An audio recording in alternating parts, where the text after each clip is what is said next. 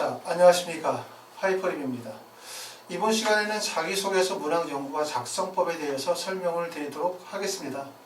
사실 자기소개서 작성 정말 어렵죠. 아마 이제 지금쯤 작성하시는 분들이 많이 계실 거라고 생각이 되어지지만 사실은 어떤 방향으로 어떻게 쓰는 게 좋은 자소서인지 참 알기 어렵고, 그리고 또 다른 학생들의 자소서를 그대로 무작정 따라서 한다는 것도 여러 가지 위험 부담이 있다 보니까 어렵고, 그리고 또 부모님들께서는 직접 학생의 자소서를 좀 도와주고 싶다 하더라도 사실 아이들이 자소서를 잘 보여주지 않는 경우도 많고, 또 막상 도움을 주려고 해도 어떻게 도움을 줘야 되는지 잘 모르시다 보니까 학생도 그렇고 부모님도 그렇고 자기소개서 쓰는 게 어떻게 쓰는 게 좋은 자소서인지 참 난해한 경우들이 많은 것 같습니다. 이번 시간에는 자기소개서 작성법에 대해서 좀 더 구체적으로 한번 설명을 드려보려고 합니다. 지난 시간에 우리가 자소서 작성법에 대해서 1차적으로 한번 설명을 좀 드렸는데 그때 좀 부족했었던 부분들 좀 보충해서 조금 더 자세하게 내용을 좀 설명을 드려보도록 하겠습니다. 자기소개서는 대학 입시에서 되게 중요한 요소라고 할 수 있어요. 그 이유가 바로 뭐냐면, 물론 자소서 말고 더 중요한 요소들은 학생이 가지고 있는 학업적 역량을 나타낼 수 있는 성적표, 당연히 제일 중요하죠. 대학에서 학생을 뽑는 것은 성적으로 뽑는 겁니다. 학업적 우수성을 통해서 선발하는 거기 때문에 지금 보여드리는 것처럼 학력 지표를 나타내는 요소, 그 다음에 기타 활동 증빙 서류와 같은 학생이 가지고 있는 성취의 결과들을 보여주는 서류들은 당연히 중요한 요소고, 그거 못지않게 중요한 게 바로 뭐냐면 자기소개서가 중요하다. 왜? 자소서를 통해서 학생의 어떠한 노력과 과정을 통해서 성취와 결과를 이루었는지를 보여줄 수 있기 때문에 결국은 자소서가 중요하고, 대학에서는 자기소개서를 통해서 그 학생에 대한 발전 가능성이라든가 노력의 과정이라든가 학창시절의 충실성에 대한 부분들을 평가할 수가 있거든요.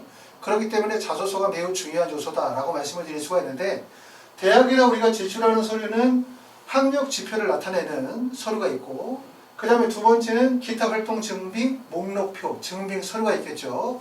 그래서 표준학력 지표 또는 수상교육력, 동아리 같은 이런 것들이 있고요.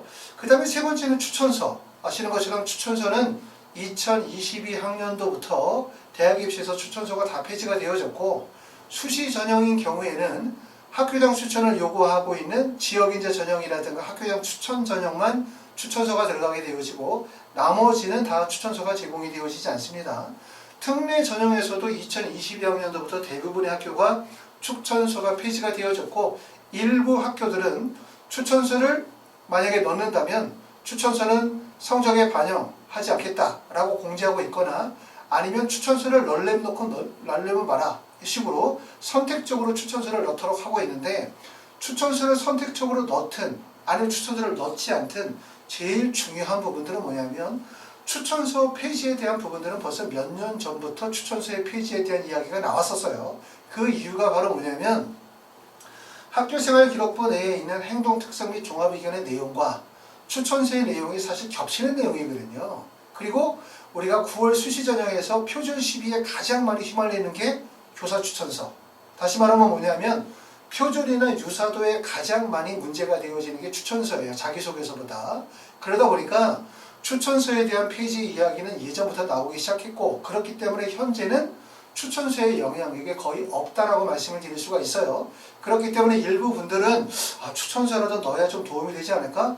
라고 생각하시는 분들이 계시는데, 제 개인적인 생각은 추천서는 영향력이 없다라고 말씀을 드릴 수 있고, 또 하나 추천서가 왜 영향력이 없을지에 대한 부분을 생각해 보시면, 내가 만약에 받은 고등학교의 추천서를 만약에 읽어보십시다. 어떤 내용을 담고 있는지. 대부분 추천서의 내용은 그거죠. 이 학생 훌륭하다. 학교 수업에 열심히 참여했다. 학교 활동에 열심히 참여했다. 발전 가능성이 있는 학생이다. 이런 내용들을 보여주고 있는 거죠. 일반적인 학업 및 태도의 우수성을 보여주는 내용이기 때문에 그게 결국은 채점으로 성적이 반영이 되어질 수는 없다는 거예요. 또 어떤 분들은 일부는 조금 더 권위 있는 분들 있죠. 권위 있는 분들. 내가 살았었던 나라나 또는 그 지역에서 조금 지역적으로 권위가 있으신 분들한테 추천서를 받으면 한국 대학 입시에 조금 더 영향을 주지 않겠냐라고 생각하시는 분들이 계세요. 그렇죠? 하지만 누가 추천서를 써준다 하더라도 추천서의 영향력은 사실 별로 없고, 제일 영향력이 큰 거는 당연히 학업 성적, 그 다음에 기타 활동 증빙 목록표, 자기소개서의 영향력이 클 수밖에 없다. 이러기 때문에 추천서에 연연하지 마시고 결국은 자기소개서를 얼마나 성실하게 작성하는지가 중요하다고 말씀을 드릴 수가 있는데, 자소서는 그러니까 결국은 뭐냐면 학력 지표를 나타내는 또는 기타 활동 증빙 목록표를 통해 가지고 학생이 가지고 있는 성취와 결과를 보여준다면, 자소서는 뭐를 보여줘? 과정과 노력을 보여주는 거예요. 그렇죠? 그렇기 때문에 자소서에서 보여주는 세 가지가 있다. 그 세 가지가 바로 뭐냐면, 첫 번째는 학생의 구체적인 노력과 성취의 과정을 보여줘야 돼요. 포인트는 과정이라는 게 포인트인 거예요. 제 말을 들으시는 분들이 노트를 하나 펴시고 직접 적어가시면서 이해하시는 게 훨씬 좋으세요. 말로만 들으면 무슨 내용인지 이해가 안 되시고, 그걸 노트에 직접 적어가면서 포인트를 잡아두시면 자소서는 어떤 방향으로 써야 되는 거구나 라는 부분을 충분히 이해하실 거라고 생각이 됩니다. 두 번째는 뭐냐면 자기주도 활동 과정이나 학습 과정이에요. 세 번째는 뚜렷한 진로 방향과 사고력을 제시해야 된다. 결국 자소서에서 보여줘야 되는 건 뭐다? 첫 번째는 과정, 두 번째는 자기주도성, 그 다음에 세 번째는 학생이 가지고 있는 사고력의 깊이를 보여줘야 된다. 이게 자소서의 핵심이라고 말씀을 드릴 수가 있습니다. 자소서 1번 문항서부터 제가 한번 구체적으로 한번 설명을 좀 드려보도록 할게요. 조금 자세히 설명을 좀 들어보도록 합니다. 1번 문항은 학습 경험과 교내 활동이죠.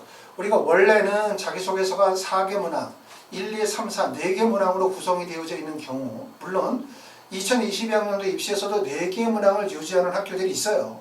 하지만 대부분의 학교들은 변화되어진 자기소개서 문항에 따라서 3개의 문항을 요구하죠. 그렇기 때문에 원래 4개의 문항이었을 때는 학습 경험이 1번, 교내 활동이 2번 문항이었는데, 변경되어진 내용에서는 학습 경험과 교내 활동이 1번 문항이 되고, 그게 글자 수가 1500자가 되는 겁니다.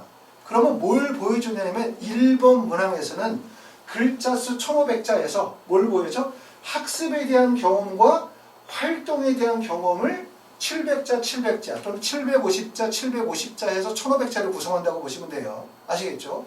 거기에 포인트를 해서 작성한다고 보시면 되고, 지원학과와 연관이 되어진 교과목의 학습 과정을 쓴다. 특히 어떤 부분이 어렵냐면 학습이라는 부분을 작성을 하게 될 때 학습이 뭔지 잘 이해를 못 하시는 분들이 많아요. 자소서를 직접 지도하다 보면 학생들이 과연 학습이 뭐야? 보고서 쓴 거? IB 수업 들었던 거? 또는 예를 들어서 활동했던 거? 연구했던 거? 뭐지? 활동? 이렇게 생각하시는 분들이 계시는데, 자, 우리가 일반적으로 활동이라는 건 뭐냐면, 여기 적어놨지만 동아리 활동이라든가 보고서라든가 아니면 대회라든가 발표를 했다라든가 이런 거는 다 뭐에 해당이 되어지냐면 활동이 해당이 되는 거예요. 활동. 우리가 일반적으로 첫 번째 어떤 교과목에 대해서 이해가 하고 어떤 교과목에 대해서 흥미나 관심을 갖게 되는 거죠. 제일 첫 번째는 어떤 교과목에 흥미나 관심을 갖게 되어지면 그 관심이 뭐로 연결이 되어지냐면 탐구 활동의 일환으로 학습으로 발전이 되는 거예요. 그리고 그 학습이 누적되어지고 축적되어지면 그게 뭐로 영향을 받죠? 활동의 경험으로 발전이 되어지겠죠. 그리고 이 활동과 학습의 경험을 통해서 배우고 느낀 점이 나오겠죠. 이렇게 기술이. 그렇기 때문에 이 학습이라는 부분들은 탐구의 활동에 해당이 되고, 이 학습은 뭐에 관련된 내가 지원하는 학과와 관련이 되어진 교과목을 잡으셔야 되는 거예요. 예를 들어서 내가 만약에 지원하려고 하는데 의대를 원서를 쓰려고 해.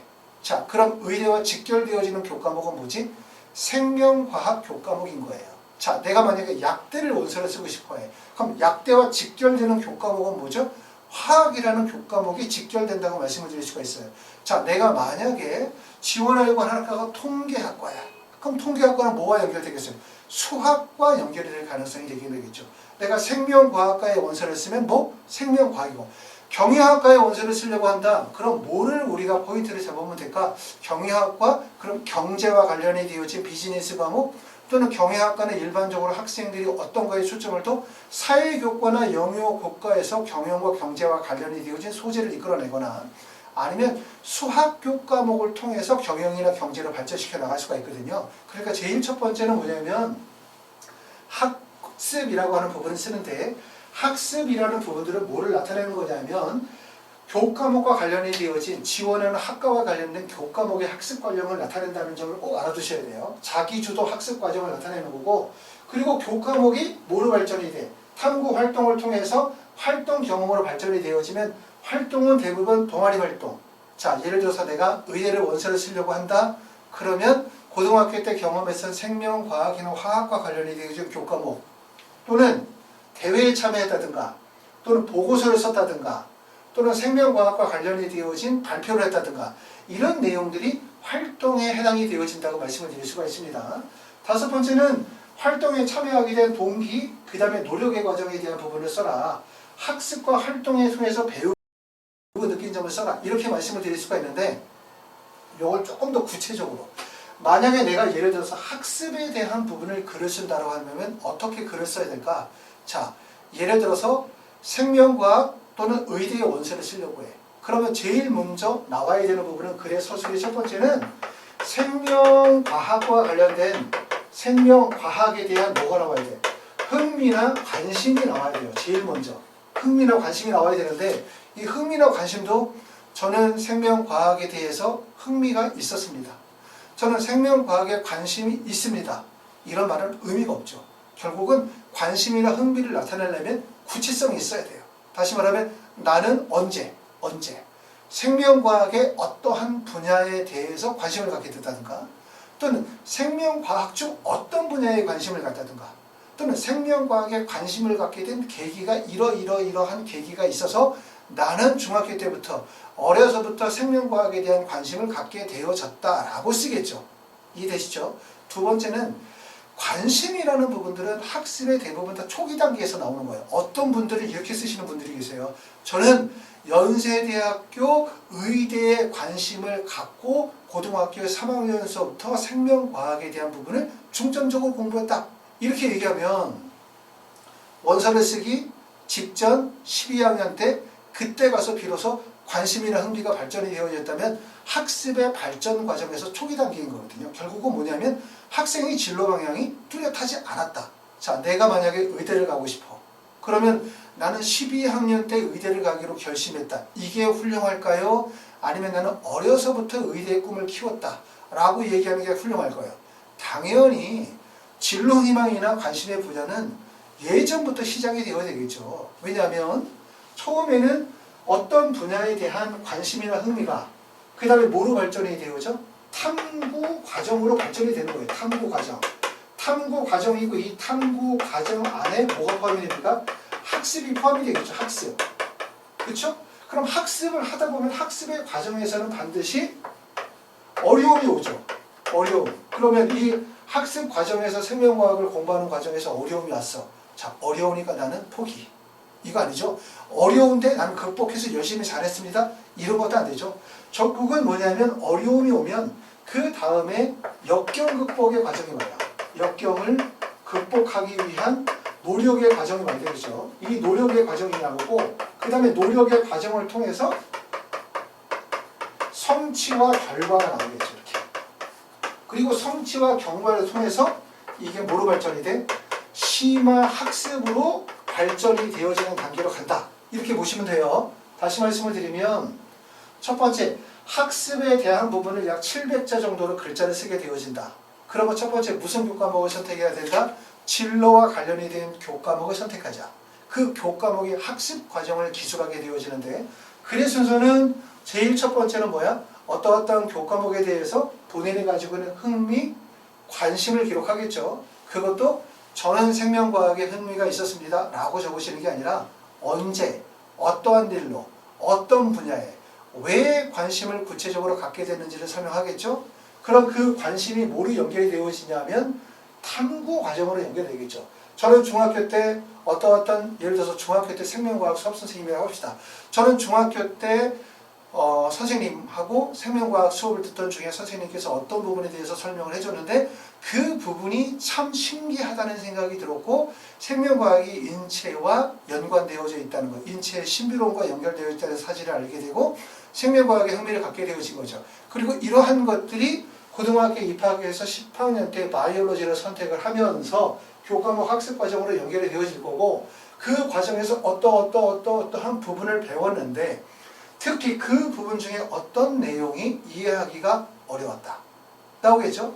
저는 이러한 부분들을 해결하기 위해서 스스로 학습하는 과정이 나와야 돼요. 그렇죠? 교과서에 되어 있는 기본적인 개념에 대한 이해를 충실히 한다든가 아니면은 관련 자료들을 찾는다든가 논문을 찾는다든가 아니면 서적을 뒤진다든가 이런 개인적인 학습 과정을 통해서 역벽을 극복하는 과정이 나올 거고 역경 극복을 통해서 저는 이를 통하여 어떠한 사실들이 어떠한 내용과 연관되어져 있다라는 사실들을 알게 되었습니다. 라고 성취 결과가 나오겠죠. 그 다음에 중요한 거는 뭐냐면 이게 심화 학습으로 발전이 돼야 된다는 거예요. 저는 성적이 낮았지만 이렇게 해가지고 성적이 높아져서 1등을 했습니다. 저는 훌륭합니다. 이런 얘기가 아니라 성취 결과가 나온 다음에 그 다음에 반드시 나와야 되는 것은 학습이 낮은 단계에서 높은 단계까지 올라갔지만 마지막 단계에서는 뭐가 나와야 되냐면 자아성찰과 그 다음에 반성이 나와야 돼요. 하지만 이를 통해서 저는 제가 그 중간의 과정에서 이러한 점이 미흡하다는 사실을 깨닫고 향후 생명과학을 어떠한 방향으로 공부하기 위해서 더 많은 노력을 해야 되겠다는 사실을 깨달았다. 라든가 학습 과정에서 본인이 보여졌었던 부족한 점에 대한 부분을 인식하고 새롭게 더 열심히 공부하겠다라고 하는 의지를 다지는 계기로 삼아야 된다. 이 점을 꼭 알아두셔야 되고 그 다음에 여기서 꼭 하지 말아야 되는 실수가 뭐냐면 대부분의 학생들이 어려움이나 역경을 극복하기 위한 방법 중에 하나가 저는 수업 중에 이러한 내용들을 배웠는데 그 내용이 이해가 되지 않았다. 그래서 이 내용을 바로 선생님께 가서 물어봤더니 선생님께서 이러하다고 말씀하시고 저는 그래서 이해가 되었다. 라고 글을 쓰는 방식인 거예요. 무슨 말이냐면 어떤 문제가 생겼을 때 그 문제를 스스로 해결을 해야 돼요. 스스로 해결을 못한다 하더라도 스스로 해결을 하기 위해서 노력하는 자세를 보여줘야 된다. 결국 이게 누구한테 잘 보이려고 하는 것이 아니라 학습에서 되게 중요한 요소라고 보거든요. 그런데 수업 시간에 어떤 내용을 들었는데 잘 몰라. 그래서 바로 선생님께 물어봐. 수업 시간에 뭘 들었는데 이해가 되지 않아. 그래서 학급에 있는 어떤 친구한테 바로 물어봤더니 걔가 바로 알려줘. 그래서 내가 알았어. 그러면 내가 우수한 거야? 선생님이 우수한 거야? 내가 우수한 거야? 내 친구가 우수한 거야? 그거죠. 내가 우수한 게 아니죠. 선생님이 우수하거나 내 친구가 우수하다는 얘기를 하고 있는 거죠. 그렇기 때문에 뭐냐면 내가 모르는 부분들을 이해하는 과정에서 친구나 선생님을 활용해서 지식을 확장시키는 것은 당연한 일이지만 그 단계가 어려움이 생겼을 때 바로 다른 사람의 도움으로 넘어가는 단계가 되면 무슨 문제가 생기냐면 자기주도성과 학습의 의지가 결여돼 보인다. 알겠어요? 그러니까 어려움이 생겼을 때는 반드시 그걸 스스로 해결하려고 노력을 해야 되고 스스로 해결해서 그걸 터득한 부분에 대해서 선생님께 확인하거나 또는 친구들과 지식을 공유하는 단계에서 선생님이나 친구들을 활용하는 게 좋다라는 점, 이 점에 대해서 말씀을 드립니다. 자, 그럼 마찬가지죠. 활동을 어떻게 쓰는 게 좋으냐. 자, 그럼 이제 우리가 1500자 중에서 앞에 나와 있는 700자를 통해 가지고 학습에 대한 얘기는 썼어. 그럼 활동은 뭐로 적어야 되지? 그것도 마찬가지죠. 내가 만약에 의대를 원서를 쓰려고 해. 앞에 생명과학이 나왔어. 아니죠. 화학을 쓸 수도 있겠죠. 생명과학을 쓸 수도 있고 그 뒤에 나와 있는 활동이 화학일 수도 있고 생명과학일 수도 있어요. 만약에 생명과학과 관련이 되어진 학교에서 보고서를 썼다. 실험활동을 했다. 그러면 마찬가지로 제일 먼저 나와야 되는 것은 내가 왜 이 실험에 참여하게 되어졌는지에 대한 참여 이유 설명을 반드시 해야 돼요. 자, 모든 자기소개서의 과정에서 반드시 중요한 건 결과가 있으면 반드시 과정이 있어야 되고 과정이 있으려면 반드시 계기가 있어야 된다는 점을 놓치지 않으셔야 돼요. 그러니까 동기와 계기가 없이 과정이 있거나 과정이 없이 결과만 나와 있는 자기소개서는 의미가 없어요. 그렇죠? 아시겠죠? 올바른 자소서도 아닐 뿐만 아니라 의미가 없는 자소서다. 그러므로 어떤 활동을 하게 되어질 때는 제일 먼저 활동을 하게 되어진 이유나 계기에 대한 설명이 나오겠죠. 첫 번째, 나는 11학년 때 생명과학 수업 시간에 어떠한 내용을 배우고 그리고 선생님께서 조별과제로 어떠한 내용을 내줘서 친구들과 함께 조별과제로 어떤 주제를 정해서 무엇을 하게 되어졌다. 그리고 두 번째는 뭐가 나와야 돼요? 자, 활동에 참여하게 되어지면 그 다음 과정에 나와야 되는 거는 활동을 계획하고 역할을 분담하고 활동 계획을 수립하는 단계가 나오겠죠. 두 번째, 활동 계획을 수립하고 난 다음에 그 다음 과정에서는 뭐가? 활동이 진행이 되겠죠. 탐구가 진행이 되거나 실험이 진행이 되거나 탐구나 실행이 진행이 되면 반드시 그 과정에서 뭐가 온다? 역경과 어려움이 오게 되죠. 역경과 어려움이 오게 되죠. 그런데 여기서 포인트. 역경과 어려움이 친구들 사이의 갈등이 아니야. 여기서 얘기하는 활동이라는 것은 일반적인 액티비티, 스포츠 활동 또는 음악 활동, 예체능의 활동이 아니거든요. 여기서 말하는 활동이라는 것은 학업과 연관성이 있는 활동인 거예요.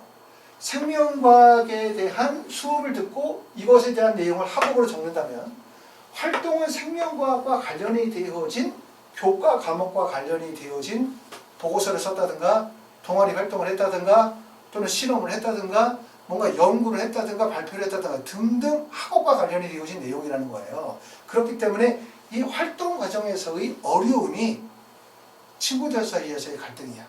막 저 친구하고 나 친구하고 막 둘이 싸워. 막 그러면서 막 서로 어려워. 그러다가 나중에 서로를 이해하고 극복하면서 문제를 해결했어. 이렇게 되어지면 이거는 뭐가 되는 거야?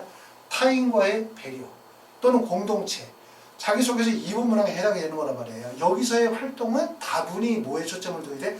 학업적이어야 하는 거야. 그러니까 이 활동 과정에서의 어려움이라는 것은 결국은 뭐냐면 내가 예를 들어서 생명과학, 그와 관련이 되어진 실험, 그 실험의 과정에서의 어려움이라는 것은 결국 생명과학과 관련이 되어진 연구의 과정에서 발생이 되어지는 지식적인 부분들, 또 그 지식을 응용하거나 적용하는 과정에서의 어려움이 나와야 되는 거죠.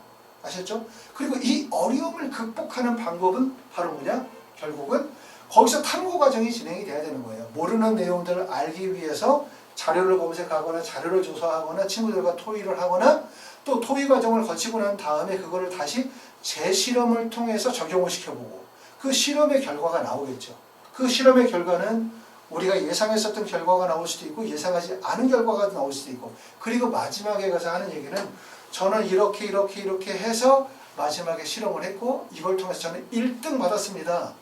제가 누누이 말씀을 드리지만 부모님들은 대부분 자소서를 쓸 때 자소서를 어떻게 쓰고 싶냐면 우리 애는 이만큼 잘해요. 저는 이상도 받았어요. 저는 이렇게 훌륭해요. 자꾸 성취 결과를 강조하시려고 하시는 분들이 되게 많으세요.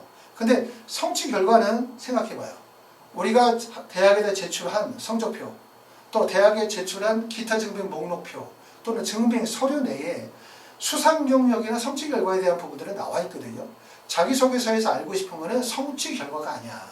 제일 중요한 건 어떤 과정을 거쳐서 해왔느냐가 제일 중요한 거고 그리고 제일 더 높게 평가받을 수 있는 부분들은 저는 이렇게 해서 이상을 받았습니다. 이거보다 높은 거는 저는 이러한 노력을 통해서 이러한 결과를 얻었다. 하지만 이 결과를 통해서 새로운 배움을 얻어야 돼요. 이 결과를 통해서 관련 분야에 대한 심화 학습의 동기가 돼야 되죠. 결과가 그냥 결과로 끝나면 안 되는 거예요. 예를 들어서 내가 상을 받았고 수상을 했고 1등을 했기 때문에 저는 훌륭합니다. 저는 그래서 기뻤습니다. 모든 사람들이 저에게 박수를 보내서 저는 너무 행복했어요. 라고 하는 글보다는 계획을 세우고 실천하고 실천하는 과정에서 역경이 있었고 그 역경 과정에서 탐구가 발생이 되어지고 그걸 통해서 성취 결과를 얻었죠. 기쁘죠. 하지만 이게 뭐로 발전이 된다? 조금 전에 말씀드렸었던 것처럼 또 다른 심화 학습으로 발전이 되어지거나 또는 이걸 통해서 중간 과정에서 학습이 발생이 되어졌었던 여러 가지 문제점에 대한 부분들을 다시 확인하고 발전하는 계기가 되어야 된다. 그러므로 말씀을 드렸었던 것처럼 결국 자기소개서에서 제일 중요한 건 반성, 자기성찰.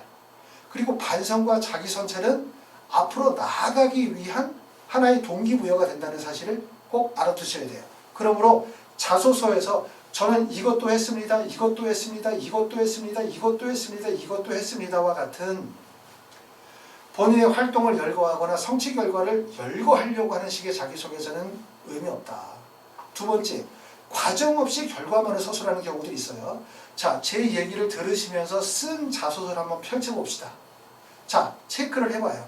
저는 무엇을 해서 무엇을 했습니다. 저는 뭐뭐 해서 무엇을 알았습니다. 저는 뭐뭐를 조사하고 무엇을 알았습니다. 이렇게 쓰는 자소서들은 동기는 있고 과정이 없어요. 결과만 존재하는 거죠. 자소서는 뭐라고 했습니까? 과정 중심의 서술이 반드시 필요하다. 왜?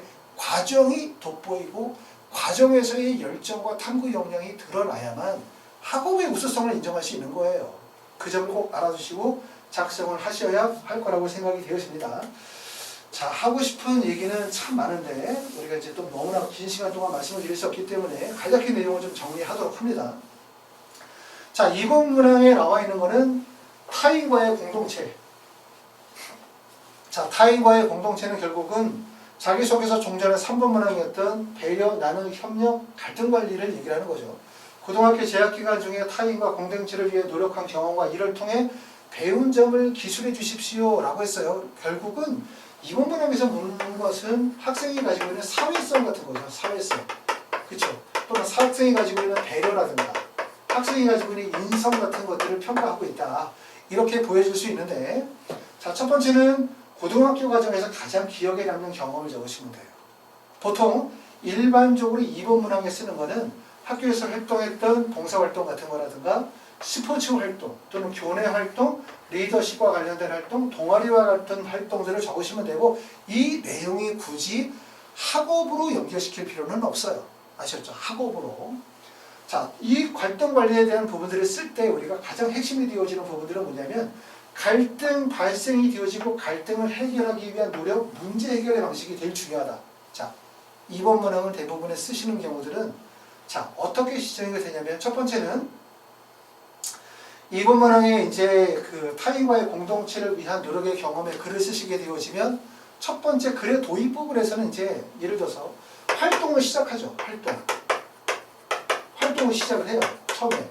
자, 봉사활동이라고 한번 예를 들어 봅시다.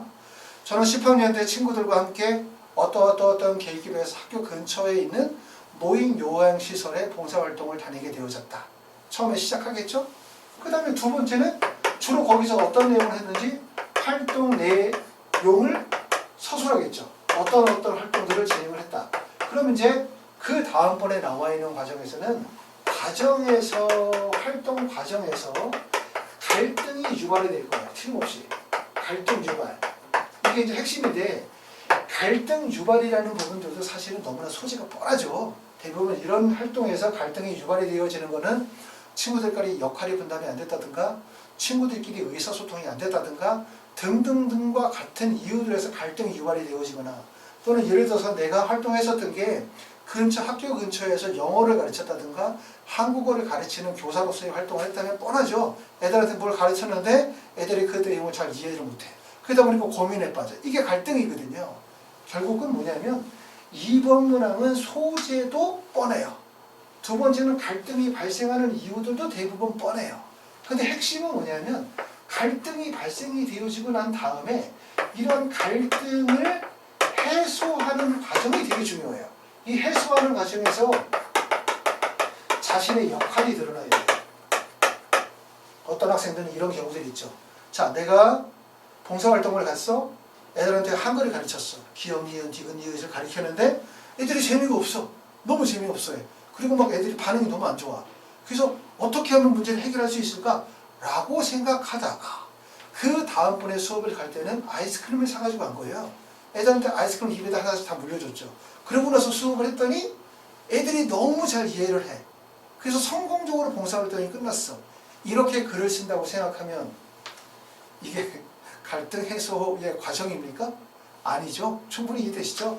첫 번째는 뭐냐면 아이들에게 아이스크림을 사줌으로 해서 갈등을 해소했다라고 하는 것은 갈등 해소가 아니죠. 근본적인 갈등의 원인은 뭐냐면 내가 아이한테 뭔가 한글을 가르쳤지만 그 가르치는 방법 자체가 아이들에게 적합하지 않았기 때문에 아이들의 흥미를 유발할 수 없었기 때문에 갈등이 발생이 되어진 거거든요. 근데 그 갈등 해소는 물질적인 부분을 해소를 해버린 거예요. 그럼 근본적인 문제 해결이 아니죠. 결국은 한글을 어떻게 하면 조금 더 흥미 위주로 아이들 눈높이에서 가르칠 것이냐에 대한 부분이 결국 갈등에서의 관건이었기 때문에 그것을 해결하기 위한 노력이어야 될 거고, 두 번째는 이 갈등 해소의 과정에서 뭐가 드러나냐면 학생이 가지고 있는 사고력, 학생이 가지고 있는 타인에 대한 이해와 배려의 마음, 그리고 학생이 했었던 이 활동의 진실성이 묻어나거든요. 진실성. 아까 얘기했었던 것처럼 한글을 가르쳤는데 애들이 너무 어려웠어. 아이스크림 하나씩 사주고 문제를 해결했어. 이거는 첫 번째는 학생이 그 활동에 대한 진실성도 떨어질 뿐만 아니라 문제 해결의 방향성도 틀린 거죠. 그렇기 때문에 그렇게 쓰게 되어지면 빵점. 맞을 거예요. 틀림없이. 그렇기 때문에 특히 갈등 해소 과정에서 근본적으로 문제를 해결할 수 있는 방법들을 찾으셔야 돼요. 그렇죠? 그리고 이 안에서 자신의 역할이 드러나야 되거든요. 자, 예를 들어서 이렇게 합시다.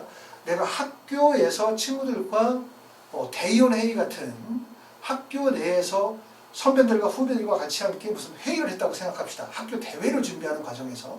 지금 이런 일들 많죠. 학교 대회를 준비하는 과정에서 보니까 후배들이 학교 활동에 적극적으로 참여하지 않아. 왜? 선배들이 있고 그러다 보니까 좀 겁나기도 하고 선배들 앞에서 함부로 말하기도 힘들어. 그러다 보니까 학생들이 적극적으로 참여하지 않지. 그래서 내가 어떻게 했어? 아, 그러면 후배들이 자주 이렇게 말을 하지 못하는 이유들은 후배들이 근본적으로 선배들이 있다 보니까 말을 함부로 못하기 때문이구나. 그럼 어떻게 해야 되겠다? 아, 후배들이 편하게 말을 할 수 있도록 말해줘야 되겠구나. 그래서 내가 후배들을 찾아가죠. 후배들을 찾아가서 다 후배들을 모아놓고, 자, 선배들이 너희들에 대해서 거부감을 가지고 있거나 또는 위화감을 조성할 의사가 없다. 그렇기 때문에 너희들이 편하게 앞으로는 얘기하고 편하게 얘기하면 우리가 선배들이 다 받아주겠다 라고 해서 얘기해주고 그걸 문제를 해결해주는 거예요. 그죠? 그러고 난 다음에 후배들이 이제 선배들이 우리를 되게 좋아하는구나, 이제 막 말해도 되는구나 라고 하면서 후배들이 학교 활동에 적극적으로 참여하게 되어짐으로 인해서 우리가 계획했었던 대회나 행사들은 성공적으로 마무리되어졌다 라고 글을 쓴다고 해봐요. 그러면 근본적인 문제 해결이 아니죠. 근본적인 후배들이 학교 행사나 대회에 적극적으로 참여하지 못했던 이유들은 선배들이 있다 보니까 선배들 때문에 적극적으로 참여하지 못하는 이 구조였었거든요. 근데 이게 후배들을 만나서 너희 편하게 말해, 괜찮아, 우리 다 이해할 수 있어 라고 얘기하고 친구 후배들이 막 말함으로 인해서 문제가 해결됐다, 이렇게 볼 수가 없고, 근본적인 문제를 해결하기 위해서 아이디어를 내야 되죠. 아이디어. 갈등 해소를 감정적으로 하지 말고 구조적인 문제에서 해결해야 되거든요. 아이디어는 뭐야? 후배들이 그러면 다음 수업부터 교내대회에 적극적으로 참여할 수 있는 아이디어를 내야 되는 거예요.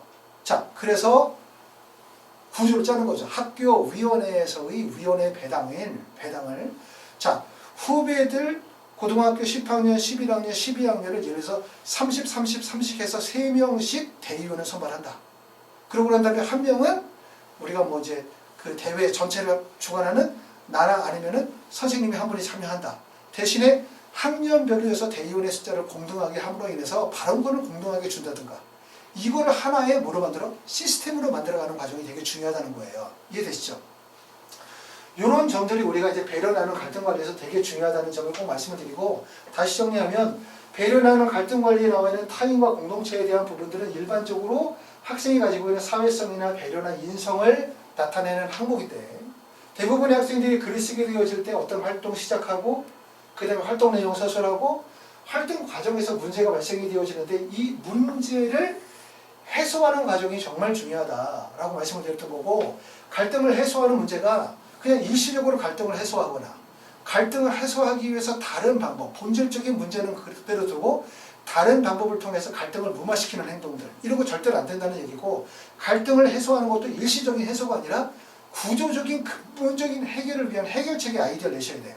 아시죠? 그래야만 결국은 사고력이 돋보일 수밖에 없고, 그리고 이 글을 쓸 때는 내가 중심이 아니야, 내가.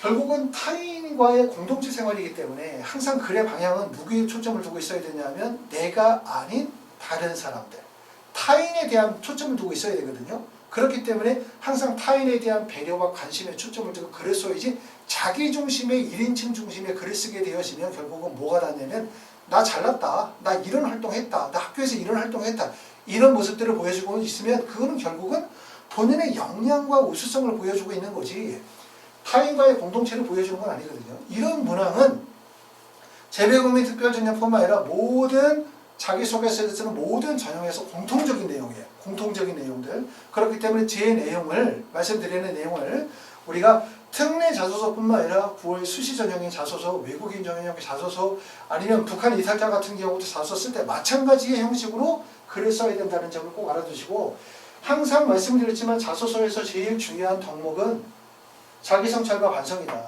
결국 자기성찰과 성찰은, 반성은 결국 사고력과 타인에 대한 이해가 드러날 수밖에 없다. 글의 중심이 내가 아니어야 한다는 점. 반드시 우리가 중심이 돼야 돼요. 우리가 중심이 돼야 되고, 그 다음에 6번째는 자신의 감정이나 생각을 세심하게 표해야 된다. 아무래도 이 글 자체는 타인과의 공동체를 강조하는 글이고, 이 글에서는 학업적인 역량을 강조하는 글이 아니거든요. 그러니까 내가 가지고 있는 다른 사람에 대한 이해와 관심, 사랑, 이런 부분들이 반영이 돼야 되다 보니까 글의 전반적인 소재라든가 활동에 대한 부분들은 1번이나 3번에 비해서 학업적 합성이 떨어지고 부족하다 하더라도 잔잔하지만 좀 더 깊게 소설되어질 수 있는 자신의 감정이 솔직하게 기술이 되어짐으로 인해서 평가하시는 분들이 얘가 참 훌륭하구나, 학교 활동에서 이런 활동을 했구나, 이런 고민을 했구나, 다른 사람들을 위해서 이런 생각까지 하는구나 정도를 보여줄 수 있어야 돼요. 아시겠죠? 자, 그렇게 해서 이제 우리가 2번 문항을 쓰시면 되고, 3번 문항은 해외 수학 경험. 자, 해외 수학 경험에 대해서 쓰는 경우들은 재외국민 전형에서 3년이나 12년 틈에 재외국민 전형에서 나오는 문항이고, 대표적으로 중앙대학교나 아니면 연세대학교에서 이 문항이 나오는데 이걸 어떻게 써야 되는지 잘 모르시는 분들이 계세요. 자, 해외 수학 경험은 자기소개서의 다른 대학의 문항, 성균관대학교 같은 경우나 서강대를 예를 들면 서강대 이런 문항이 있어요. 지원 전공을 선택한 이유와 대학 입학 후 학업 또는 진로에 대해서 기술해 주십시오 라고 하면 이 문항은 결국은 뭐를 물어보는 겁니까? 지원학과 지원 동기를 물어보는 거예요. 자, 지금 보는 해외 수학 경험이 좀 전에 봤었던 4번 문항의 지원 동기와 똑같다 이렇게 보시면 돼요. 결국은 해외 수학 경험을 물어보는 거는 지원 동기, 그 다음에 플러스 진로 계획에 대해서 물어보는 항목이라고 이해하시면 됩니다. 대신 뭐가 다르냐면 해외에서 수학한 경험이 이 파트가 들어가죠. 해외에서 수학한 경험이 지원한 전공을 공부하는데 어떤 영향을 미칠 수 있는지 구체적으로 기술해 주십시오. 그러면 자꾸 우리가 신경 쓰이는 부분들은 해외에서 수학한 경험, 두 번째는 어떤 영향, 이거 포인트를 많이 주거든요. 그러다 보니까 글 쓰시는 분들이 마지막에 이런 내용 와요. 제가 해외에서 이렇게 공부했었던 이러한 것들은 뭐 연세대학교 무슨 학과에 들어가서 어떠한 영향을 줄 거라고 생각한다.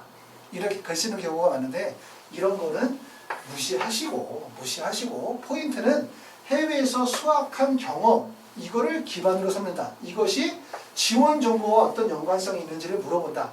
이렇게 보시면 돼요. 그러면 글을 쓸 때 어떻게 쓰시는 게 좋냐면, 첫 번째, 내가 만약에 의대를 쓴다고 생각합니다. 그런데 내가 살았던 나라가 싱가포르야. 그러면 이렇게 쓰시면 돼요. 싱가포르하고 그 다음에 의대를 연관시키면 되는 거죠. 그럼 싱가포르 살면서 경험했었던 의대와 관련된 의학과 관련이 되어진 소재거리를 찾으시면 돼요. 그렇죠? 특히 이제 우리가 최근에는 코로나가 여러 가지 모든 사람들이 관심사기 때문에 자기소개서에서 코로나에 관해서 언급이 되어지는 경우들이 많은데, 저는 가급적이면 기술하지 말라고 말씀을 드려요. 코로나에 대한 부분들을 만약에 자기소개서에서 쓴다는 얘기는 자칫 잘못하면 의학과 관련이 되어진 또는 질병과 관련이 되어진 관심이 지금 이 시기에 원서를 쓰기 직전에 관심이 발생이 되어졌다라는 오해를 불러일으켜요. 다시 말하면 진로에 대한 방향성이 예전부터 구체적으로 설정이 되어진 것이 아니라 원서 쓰기 직전에 만들어졌거나 진로와 관련이 되어진 활동이 없었다는 인식을 줄 가능성이 높다는 얘기죠.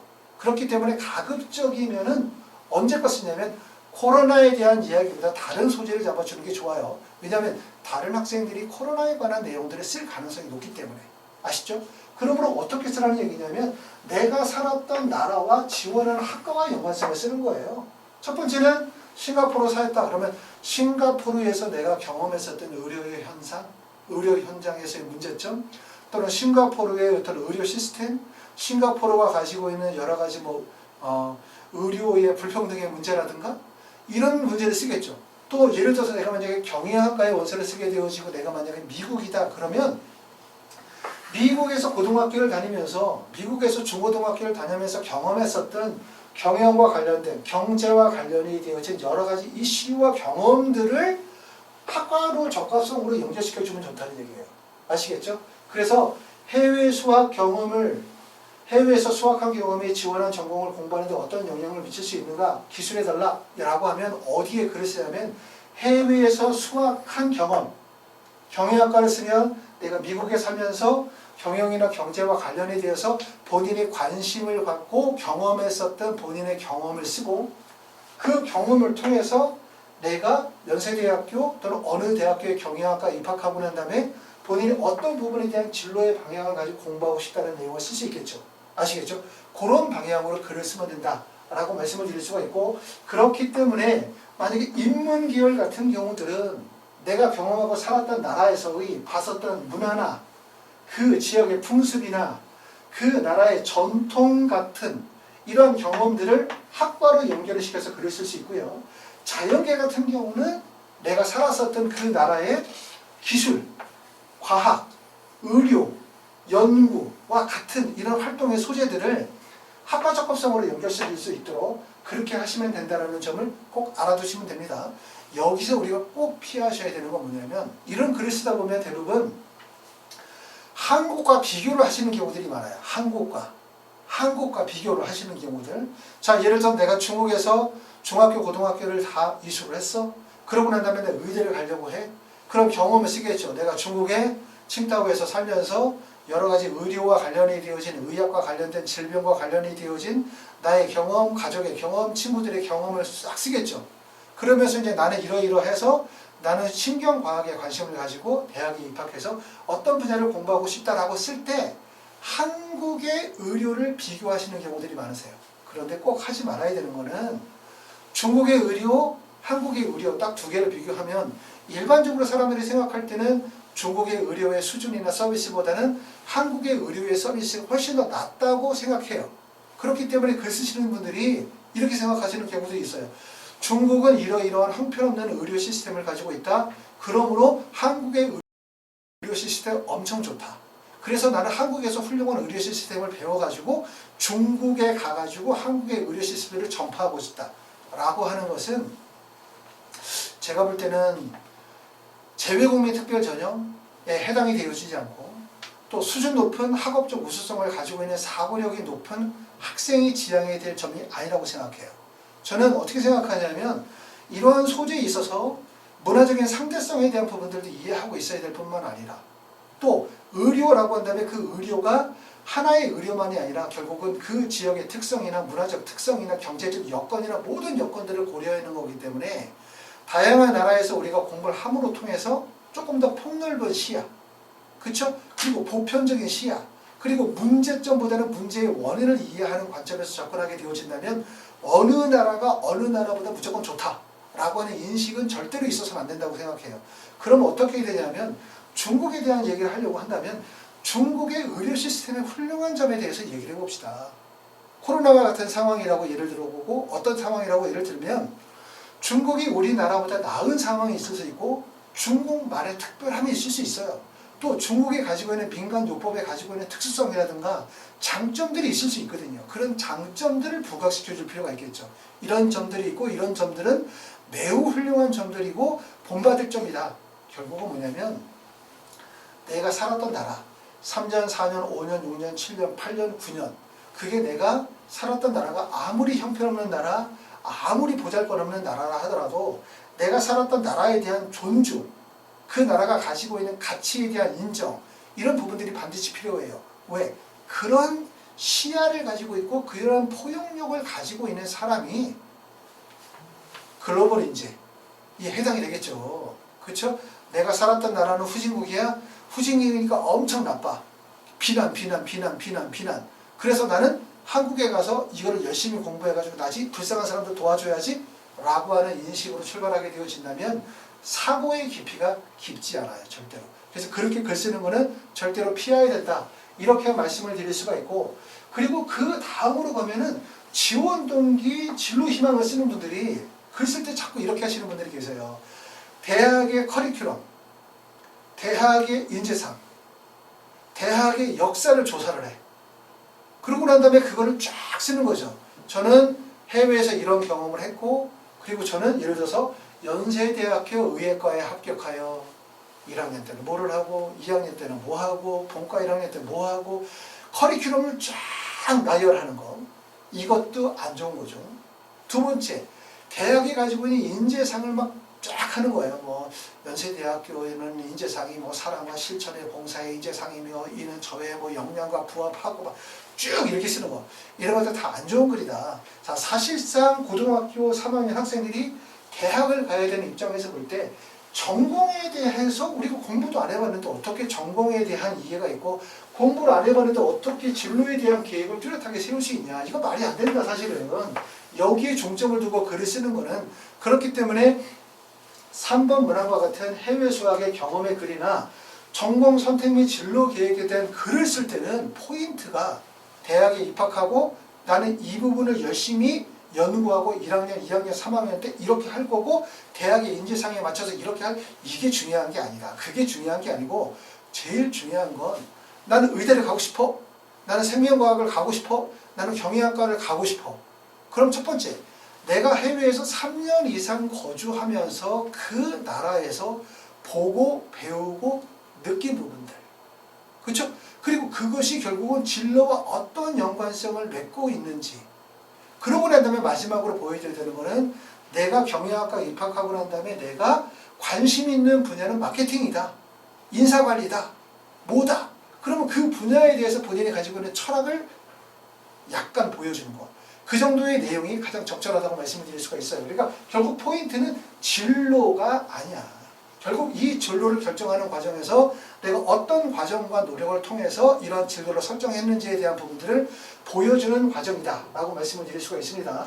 그렇기 때문에 3번에 나와 있는 내용은 지금 여기 기술에 놨던 것처럼, 첫 번째는 새로운 환경에서 배우고 느낀 점을 진로로 연결시켜서 글을 쓰는 거예요. 문과인 경우에는 대부분 그 나라의 문화, 풍습, 전통, 언어 등을 결국은 학과와 연결성을 맺어서 작성해주면 되고, 그 다음에 자연계 같은 경우는 그 나라의 기술이나 과학이나 연구나 실험이라든가 등등등과 관련된 내용들을 학과와 연결시켜서 글을 쓰면 된다는 점 아시고, 글을 쓸 때 항상 어떤 관점? 긍정적 관점에서 기술하고 내가 재학하고 거주했었던 나라에 대한 사랑과 애정이 반드시 나와야 된다는 점을 명심하셔야 돼요. 한국 좋다, 어느 나라 나쁘다, 어느 나라 좋다, 어느 나라 나쁘다의 인식은 좋지 않고, 각 나라가 가지고 있는 고유성과 상대성에 대한 부분들을 폭넓게 이해할 수 있는 자세가 중요하다고 생각이 되어집니다.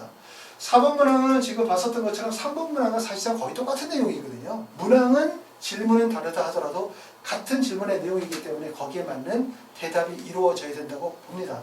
자기소개서를 쓸 때 주의해야 할 사항.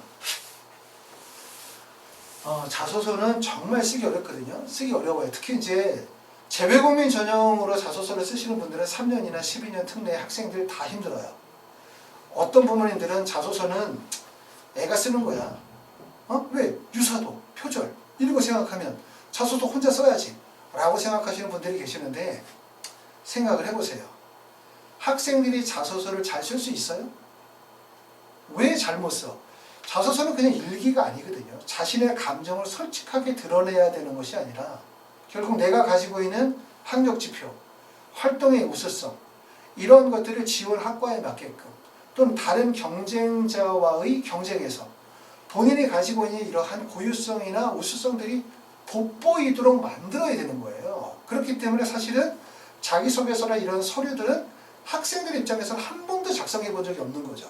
그렇기 때문에 이건 당연히 기술이 필요하고 테크닉의 단식이 필요하고, 그리고 자소서를 어떻게 구조를 잡아서 쓰느냐에 대한 부분들이 매우 기술적인 부분이 반영이 되어질 수밖에 없다. 그렇기 때문에 학생들이 직접 자소서를 써가지고 스스로 작성하기가 되게 어려워요. 자소서를 첨삭을 진행을 해보면, 학생들의 자소서 초안을 받아보면 좀 이렇게 뭐라고 얘기하죠? 열심히 썼어. 정말 잘 썼어. 힘들었지, 고생했어. 하지만 자소서의 이 내용은 도저히 대학에 제출할 수가 없어. 왜? 이 자소서를 보면 대학에서 너를 어떻게 평가할까? 생각만 해도 사실은 아찔하죠. 그렇기 때문에 낼 수가 없다는 거예요. 그러므로 자소서는 이제 어떤 식으로 첨삭 과정을 진행하셔야 되냐면, 자소서를 쓸 때 제일 중요한 부분들은 우리가 표절이나 유사도에 대한 부분들도 되게 중요하지만, 걔의 핵심은 결국은 자소서를 써서 붙여야 된다는 거잖아요. 학생이 가지고 있는 역량과 우수성이 드러나야 되겠죠. 그러기 위해서는 초안 작업이 되게 중요해요. 초안 작업이. 학생이 자소서를 하나도 안 썼어? 누가 대신 써줘. 자, 그렇게 되어지면 유사도에 걸려, 표절에 걸려. 이게 중요한 게 아니에요. 유사도에 안 걸릴 수도 있고 표절에 안 걸릴 수도 있어요. 대신 써주면. 문제는 뭐냐면 다른 사람이 대신 자소서를 써주면 글이 표면적이고 일반적인 내용에 대한 서술밖에 되지 못하고 과정에 대한 구체적인 설명이 이루어질 수가 없어요. 왜? 본인의 경험과 생각이 반영이 될 수 없기 때문에. 그러면 결국은 그런 자소서는 유사도나 표절에는 걸리지 않으나 합격할 수 없는 자소서가 된단 말이에요. 그렇기 때문에 첫 번째는 학생하고 초안을 쓰는 과정에서는 학생의 생각과 경험이 적극적으로 반영이 되어지도록 하면서 자소서의 구조 설계를 짜는 작업을 진행을 합니다. 제가. 그리고 두 번째, 어느 정도 구조가 짜지고 나면 학생의 능력으로 채우지 못하는 부분이 있죠. 의대를 가려고 해. 자, 이 학생이 생명과학과 관련된 활동을 했고 실험을 했는데 그 실험의 내용의 깊이가 부족해. 그럼 그 부분을 보완하는 거예요. 자, 이 학생이 지금 봤더니 2번 문항에서 타인과 공동체에 대한 활동을 했는데 그 활동해 보니까 글의 섬세함이 떨어지고 타인에 대한 배려가 부족해. 그럼 그와 관련이 되어진 문과 선생님이 배정이 돼서 작성을 하겠죠. 또 이 학생이 쓴 거 봤더니 1번 문항에서는 수학의 학습 방법에 대해서 썼는데 수학 공부는 나름대로 열심히 하긴 했지만 학습에 대해서 고민을 많이 안 하다 보니까 학습의 과정에 대한 서술이 부족해 라고 하면 수학을 전공하신 분이 그 부분을 맡아서 쓰게 되는 거예요. 그러면서 전반적인 부분들은 제가 조율하면서 글을 다시 재구성하는 과정들을 진행하는 거죠. 이렇게 해서 글을 쓰게 되어지면 결국 학생의 글, 학생의 장점, 학생의 동착성이 강조되어진 합격할 수 있는 자소서가 나온다. 이렇게 보실 수가 있고요. 자기소개서를 작성할 때 꼭 주의하실 점들은 여러 차례 말씀을 드렸지만 첫 번째는 자소서는 일기가 아니다. 이거 제일 많이 실수해요. 학생들이 글을 써놓으면 다른 사람이 보고 이해할 수가 없어. 자기만 이해하는 거지. 저는 고등학교 때 수학에 많은 어려움이 있어 포기할까도 생각하지만 다시 용기를 갖고 최선을 다하기로 결심을 해. 그리고 수학 성적에 커다란 변화와 발전을 이루었습니다. 이렇게 써놨다고 생각해봐요. 그러면 도대체 수학이 뭐가 어려웠다는 건지, 무슨 노력을 했다는 건지, 무슨 성취 결과가 나왔다는 건지 알 수가 없잖아요. 그럼 결국은 자기소개서는 결국은 일기를 쓰는 것이 아니라 읽는 사람이 있는 거고, 그럼 읽는 사람에 대한 배려가 있어야 되고 그 사람이 과정에 대한 이해를 할 수 있도록 글의 속도나 글의 내용들을 조절해야 된다는 얘기예요. 그런데 학생들이 실수를 많이 하는 게 자소서가 뭐야? 이렇게 얘기하면 뭐라고 얘기하냐면 학생들은 자신의 생각을 적는 거예요. 이렇게 얘기하시는 분들이 계세요. 내 생각을 적는 게 아니야. 네 생각을 적는 게 아니라 활동과 경험을 바탕으로 너의 생각을 기술화돼. 상대가 충분히 이해하고 공감할 수 있고 그 이해와 공감 안에서 너의 역량과 우수성이 인정이 돼야 되는 게 자소서죠. 그렇기 때문에 일본의 실수를 하지 않도록 하셔야 되고요.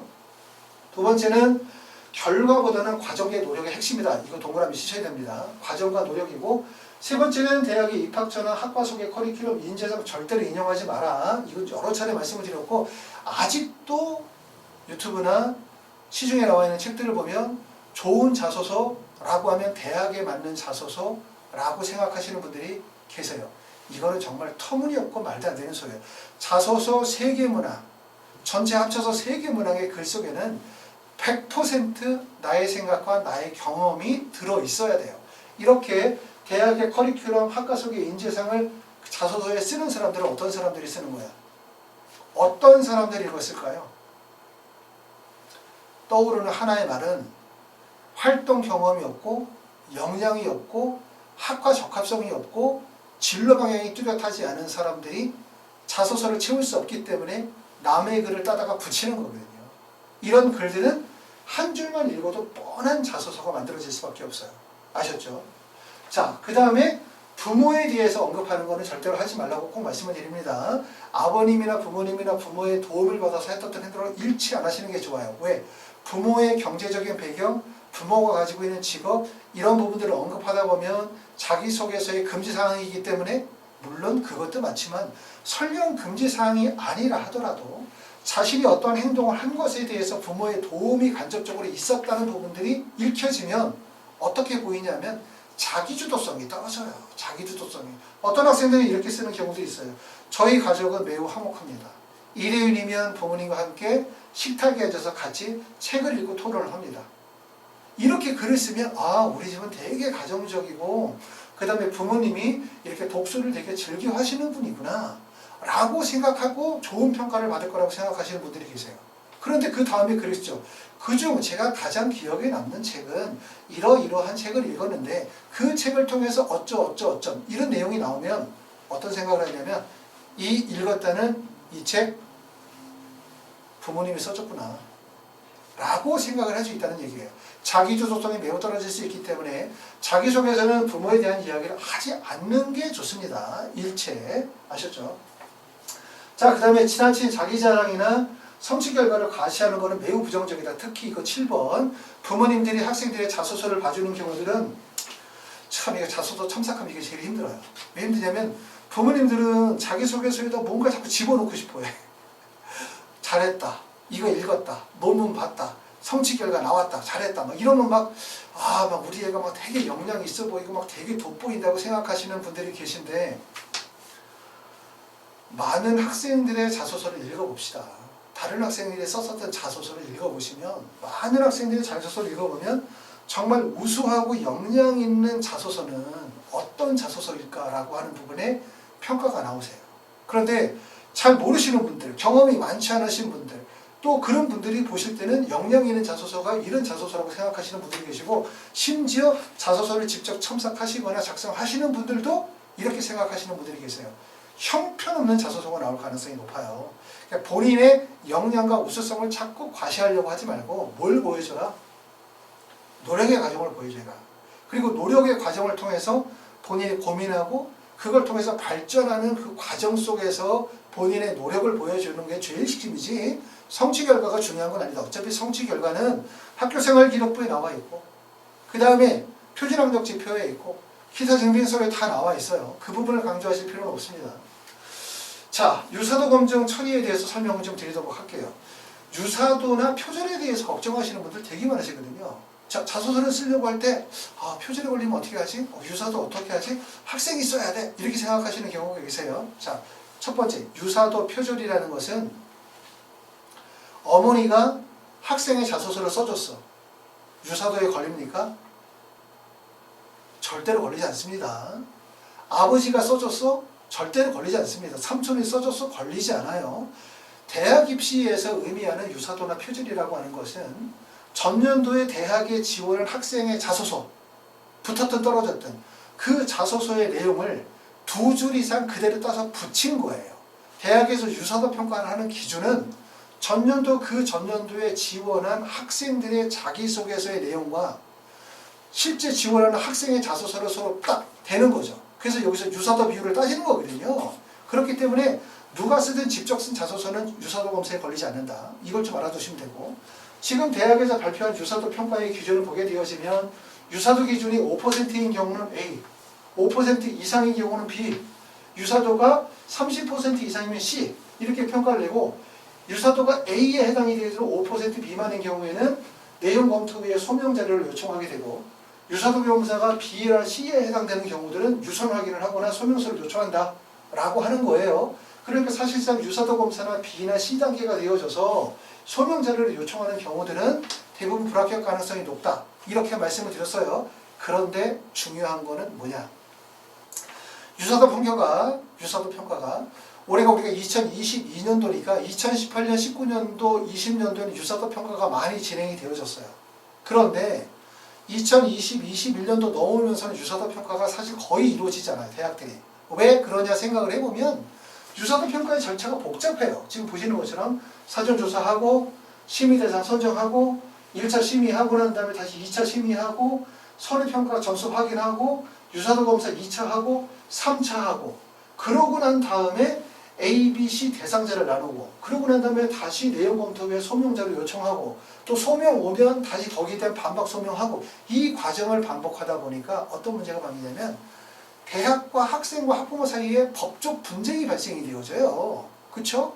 대학에서 학생이 소명을 요청했고 소명에 대해서 대학에서 반박하는 과정에서 불합격하게 되어지면 학생 입장에서 볼 때는 나는 유사도 검사에 해당이 되어지지 않고 나는 스스로 썼는데 떨어졌다. 그렇기 때문에 결국은 불합리하다. 소송을 걸거든요. 그러면 대학 입시에서 우리가 원서 접수하고 그러고 난 다음에 1차 합격하고 그러고 난 다음에 면접 보고 최종 합격까지 가는 데의 기간이 그렇게 길지 않기 때문에 이런 모든 과정을 다 거치고 소명 과정을 거치기에는 기간이 너무나 짧고 그리고 거기서 법적 분쟁까지 발생이 되어지다 보니까 문제가 복잡해진 거예요. 그러다 보니까 대학에서 어떻게 처리하면 되냐면 이거 다 생략하고 어떻게 하면 돼? 자소서를 봤어. 봤더니 얘가 좀 다른 사람이 써준 것 같네?